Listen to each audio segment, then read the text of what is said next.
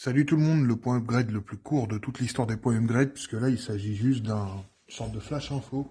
J'ai reçu après plus d'un mois d'attente, ou presque, je sais pas, plus d'un mois ou tout juste un mois, mais en tout cas on est dans des délais assez dingues.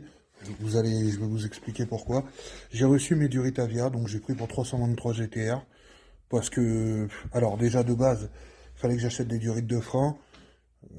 Je me voyais pas acheter des durites de frein d'origine et puis aller les remplacer par des Duritavia plus tard, ça faisait double dépense. Donc là, j'ai pris les Duritavia direct. C'est des Duritavia de 323 GTR, donc c'est exactement le même système. Là, il n'y a pas de problème de compatibilité. Donc pourquoi ça a mis du temps comme ça? Bah, tout simplement parce que les sociétés telles que GT2i, Drift Shop ou des choses comme ça, euh, bah, pour certaines références, se fournissent dans les pays tels que l'Angleterre.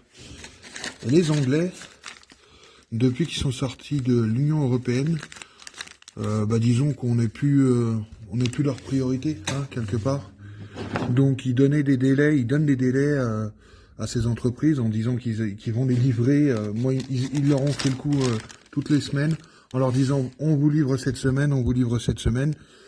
Et puis au final, ils n'étaient pas livrés. Et puis il fallait déjà que ça arrive d'Angleterre, que ça transite par GT2i et que ça arrive chez moi. Donc d'où les délais de dingue, mais c'est enfin arrivé.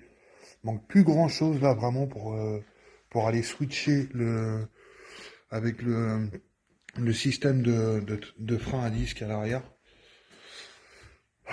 Bah, il va me rester les bras à faire et puis terminer l'assemblage des fusées, des petites conneries comme ça, mais on y est presque. Donc voilà, pour un upgrade très très court, euh, je ne sais que vous dire de plus, si ce n'est que bon bah là on part direct sur un freinage conséquent, on va dire, puisque c'est de notoriété publique que les Duritavia et un bon liquide, là, si vous voulez, le combo Duritavia et liquide de bonne qualité, liquide de frein de bonne qualité, ça augmente vraiment grandement le freinage et le mordant, donc bah, il n'y a plus qu'à. David Koudenov. Si, petit point aussi par rapport aux étriers, je sais pas si je vous en ai parlé dans la précédente vidéo, mais j'ai un ami qui est venu avec un étrier de MX5 NBFL et on s'est rendu compte que eh ben, ces étriers-là, c'était exactement des étriers d'NBFL.